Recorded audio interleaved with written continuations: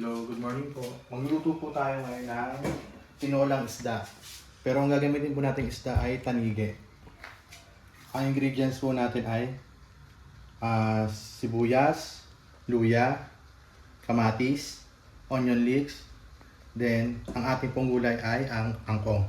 Ito lang po ang available sa rep namin at ang isdang tanige. Tapos po meron po tayong pepper, ajinomoto, and idle salt and patis. Pag kumukulo na po ang tubig, lagay na po natin ang luya at sibuyas at kamatis. Pakulaan po natin siya ng siguro mga 5 minutes to 10 minutes. O okay lang po kahit mga 5 minutes na lang. Kumukulo na po siya. Lagyan na po natin yung ating isda.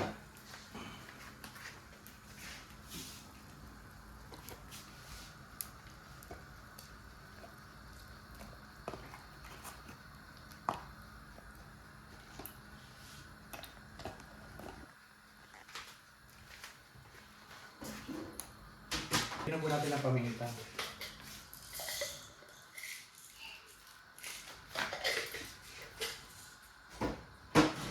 Tapos ihulo na po natin itong onion leeks.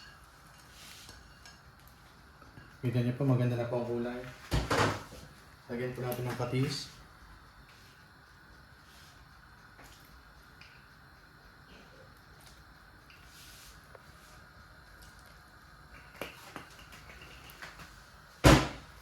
Takpan po natin.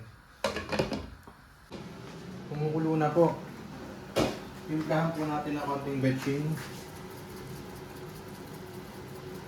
At konting po patis.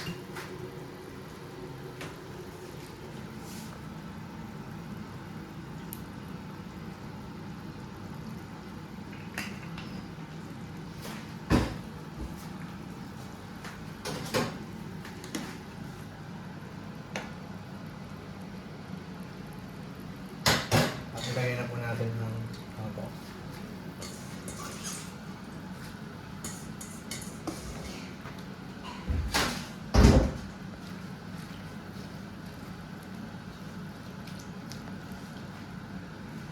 Pakunin lang po natin ng mga 3 to 5 minutes, then luto na po ito.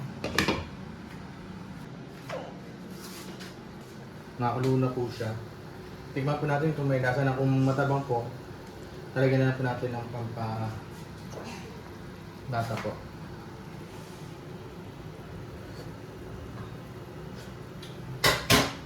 Okay na po.